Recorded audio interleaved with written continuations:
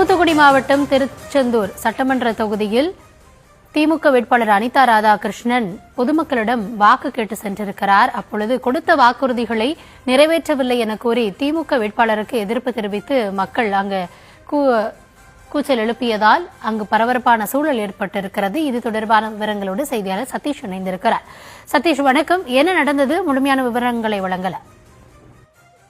நிச்சயமாக கௌதமி, தமிழகத்தில் 2020 சட்டமன்ற தேர்தல் ஏப்ரல் 29 நடைபெற உள்ள நிலையில் தேர்தல் காலம் சூடுபிடித்து அரசியல் கட்சியினர் வேட்புமனு தாக்கல் செய்துவிட்டு கிராமமாக சென்று தேர்தல் பிரச்சாரத்தில் ஈடுபட்டு வருகின்றனர்.